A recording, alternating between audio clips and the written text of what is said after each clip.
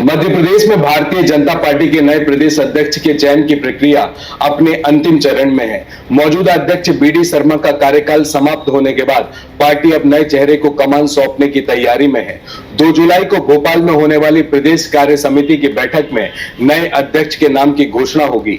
इस प्रक्रिया की निगरानी केंद्रीय मंत्री और चुनाव प्रभारी धर्मेंद्र प्रधान कर रहे हैं, जो 1 जुलाई यानी कि आज भोपाल पहुंच चुके हैं। नामांकन प्रक्रिया आज शाम 4:30 बजे से 6:30 बजे के बीच होगी, जिसके बाद नामांकन पत्रों की जांच और वापसी की प्रक्रिया पूरी की जाएगी। मतदान यदि आवश्यक हुआ तो 2 जुलाई को फिर से दोपहर 11 बजे से 2 बजे के बीच होगा और परिणाम की घोषणा दोपहर 2 बजे के बाद की जाएगी। मध्य प्रदेश बीजेपी को अक्सर संगठन की प्रयोगशाला माना जाता है, जहां सामाजिक और क्षेत्रीय समीकरणों को साधते हुए एक लीडर का चयन किया जाता है। इस बार भी पार्टी जातिगत संतुलन, क्षेत्रीय प्रतिनिधित्व और आगामी 2028 के विधानसभा व 2029 के लोकसभा चुनाव को ध्यान में रखकर फैसला ले रही है। दावेदारों में अलग अलग सामाजिक वर्गों और क्षेत्रों से कई नाम सामने आए हैं, जिनमें अनुसूचित जाति, अनुसूचित जनजाति के अलावा ओबीसी और सामान्य वर्ग के नेता शामिल हैं। इसके अलावा महिला आरक्षण के मद्देनजर पार्टी किसी महिला नेता को भी कमान सौंप सकती है। नमस्कार, मैं हूं आपके साथ में भूपेंद्र सिंह और आप रिपब्लिक सागर मीडिया के साथ में हैं। सबसे पहले हमारे चैनल को सब्सक्राइब करें and don't forget press the bell icon to get all the notification for our upcoming video. देखिए, हम फिर कह रहे हैं कि भारतीय जनता पार्टी मध्य प्रदेश को संगठन की प्रयोगशाला मानती है। ऐसे में महिला आरक्षण को ध्यान में रखते हुए किसी महिला नेता को भी कमान दी जा सकती है। अब इनमें जो नाम चर्चाओं में हैं, उन्हें भी जान लीजिए। इसमें पहला नाम सागर सांसद डॉक्टर लता बानखेड़े का आता है, क्योंकि लता बानखेड़े मध्य प्रदेश बीजेपी प्रदेश अध्यक्ष पद की दावेदार इसलिए मानी जा रही हैं क्योंकि ये आदिवासी और ओबीसी महिला समुदाय का प्रतिनिधित्व करती हैं, जो पार्टी के सामाजिक संतुलन की रणनीति के लिए अहम है। इसके अलावा 2024 के लोकसभा चुनावों में रिकॉर्ड मतों से जीत कर आई, जिससे उनकी लोकप्रियता और जनाधार का ग्राफ अलग झलकता है। उनके पास संगठन का अच्छा खासा अनुभव है, क्योंकि वे पहले भी भारतीय जनता पार्टी के विभिन्न पदों पर काम कर चुकी हैं। कुछ समय पहले ही वे आईपीयू यानी कि इंटर पार्लियामेंट्री यूनियन के अंतर्राष्ट्रीय दौरे पर थी, जिससे उनकी पहचान राष्ट्रीय स्तर पर बनी है। तो वहीं सांसद डॉक्टर लता बानखेड़े भाजपा महिला नेतृत्व को बढ़ावा देने की दिशा में भी जमकर काम कर रही हैं। ऐसे में वे महिला अध्यक्ष के रूप में उपयुक्त चेहरा हो सकती हैं। दूसरा नाम अर्चना चिटनेस का है, जो कि बुरहानपुर से विधायक हैं और मध्य प्रदेश सरकार में कैबिनेट मंत्री रह चुकी हैं।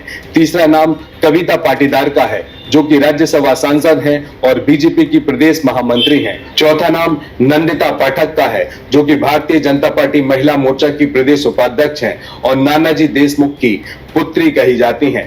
पांचवा नाम रीति पाठक है, जो कि सीधी से विधायक हैं और 2 बार की सांसद रह चुकी हैं। छठवां नाम सीमा सिंह जादौन का है, जो कि भारतीय जनता पार्टी प्रदेश की उपाध्यक्ष हैं। सातवां नाम रंजना बघेल का है, जो कि आदिवासी समाज से आती हैं और मध्य प्रदेश सरकार में मंत्री रह चुकी हैं। तो वहीं सामान्य वर्ग और ओबीसी वर्ग के अनुभवी और प्रभावशाली नेताओं के दावेदारों में सबसे पहला नाम गोपाल भार्गव का आता है। पंडित गोपाल भार्गव मध्य प्रदेश बीजेपी के प्रदेश अध्यक्ष पद के दावेदार इसलिए माने जा रहे हैं क्योंकि वे पार्टी के सबसे वरिष्ठ और अनुभवी नेताओं में शामिल हैं। वे 8 बार विधायक रह चुके हैं और कई अहम विभागों के मंत्री भी रहे हैं। उनका संघ से गहरा जुड़ाव और संगठन में मजबूत पकड़ है। बुंदेलखंड क्षेत्र से आने के कारण वे क्षेत्रीय संतुलन बनाने में उपयोगी हो सकते हैं। इसके अलावा वे हमेशा पार्टी लाइन पर रहे हैं और विवादों से दूर रहे हैं, जिससे उन्हें एक भरोसेमंद और अनुशासित नेता माना जाता है। उनकी छवि एक शांत, संतुलित और सभी गुटों को साथ में लेकर चलने वाले नेताओं की है। वहीं पार्टी में चल रही गुटबाजी और असंतुलन के बीच वो एक कॉम्प्रोमाइज कैंडिडेट के तौर पर भी देखे जा सकते हैं। हालांकि उनकी उम्र और पारंपरिक कार्यशैली के कारण युवा नेतृत्व चाहने वालों के बीच उनकी लोकप्रियता सीमित हो सकती है। फिर भी संगठन का लंबा अनुभव, वरिष्ठता, संघ की एक्सपेक्टेशन के चलते वे प्रदेश अध्यक्ष पद की रेस में एक मजबूत नाम है। इसके बाद नाम आता है पूर्व मंत्री और विधायक भूपेंद्र सिंह ठाकुर का। भूपेंद्र सिंह मध्य प्रदेश बीजेपी अध्यक्ष पद के दावेदार इसलिए हैं क्योंकि वे वरिष्ठ विधायक और पूर्व गृह एवं शहरी विकास मंत्री हैं। संगठन में पकड़, चुनावी अनुभव और सेंट्रल लीडरशिप में बेहतर संबंध उनकी ताकत है। वे जमीनी नेता माने जाते हैं और कार्यकर्ताओं के बीच लोकप्रिय हैं। उनके पास मजबूत गुटबाजी और प्रशासनिक अनुभव है, जिससे पार्टी को आगामी चुनावों में फायदा मिल सकता है। इसलिए उन्हें अध्यक्ष पद के लिए एक मजबूत और प्रभावशाली चेहरा माना गया है। तीसरा नाम हेमंत खंडेलवाल का है, जो कि बैतूल से विधायक हैं। हेमंत खंडेलवाल को मुख्यमंत्री डॉक्टर मोहन यादव और आरएसएस दोनों का समर्थन प्राप्त है। उनके पिता संघ के बड़े नेता थे, जिसके कारण उनकी दावेदारी को मजबूत माना जा रहा है।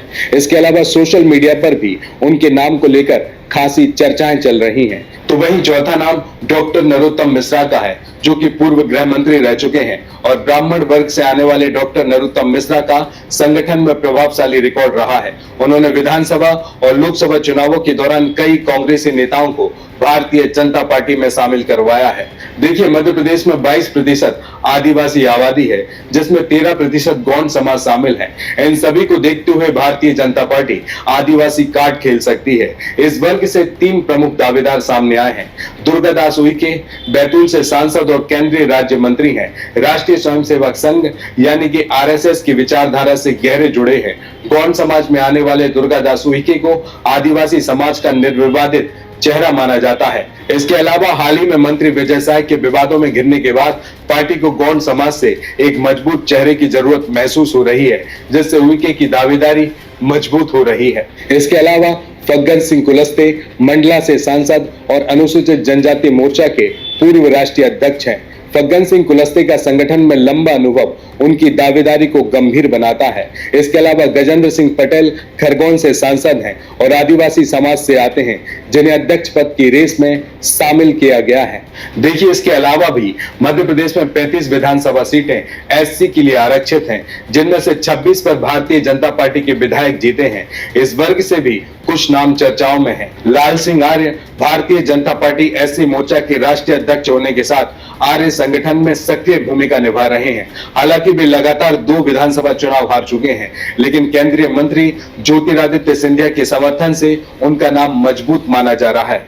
तो वहीं प्रदीप लारिया, जो कि सागर जिले की नरियाली विधानसभा क्षेत्र से विधायक हैं, उन्हें भी इस वर्ग से एक संभावित दावेदार माना गया है। वहीं हरिशंकर खटीक भी ऐसी नेता हैं जिनका नाम दावेदारों में शामिल किया गया है।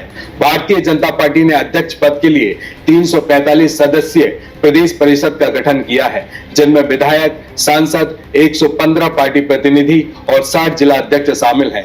2 विधानसभा क्षेत्रों को मिलाकर एक क्लस्टर बनाया गया है, जिसमें आरक्षित वर्ग व महिलाओं को उचित प्रतिनिधित्व दिया गया है। पार्टी का दावा है कि यह प्रक्रिया पारदर्शी और लोकतांत्रिक है, लेकिन कांग्रेस ने इसे पर्ची सिस्टम करार दिया है। कांग्रेस ने तंज कसते हुए कहा कि जैसे मुख्यमंत्री डॉक्टर मोहन यादव का चयन पर्ची से हुआ, वैसे ही अध्यक्ष का नाम दिल्ली से आई हुई पर्ची से तय होगा। वहीं बीडी शर्मा ने भी अपने 5.5 साल के कार्यकाल में अच्छा प्रदर्शन किया है।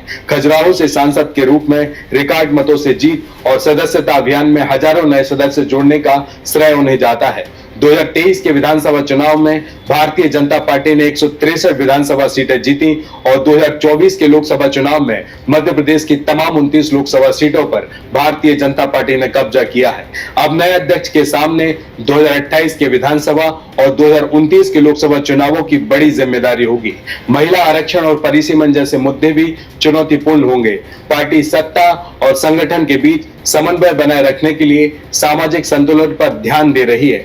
आदिवासी और एससी वर्ग के साथ साथ महिला लीडरशिप को प्राथमिकता देकर भारतीय जनता पार्टी मध्य प्रदेश में अपनी स्थिति और मजबूत करना चाहती है।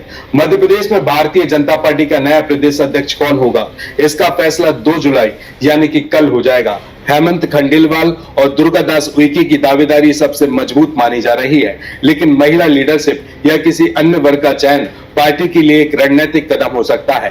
भारतीय जनता पार्टी की यह पसंद न केवल संगठन को मजबूत करेगी, बल्कि आगामी चुनावों में सामाजिक समीकरणों को साधने में भी महत्वपूर्ण भूमिका निभाएगी। आप सभी की निगाहें भोपाल की उस कार्य समिति की बैठक पर टिकी हैं, जहां से एक नया लीडर निकलकर सामने आएगा। नमस्कार।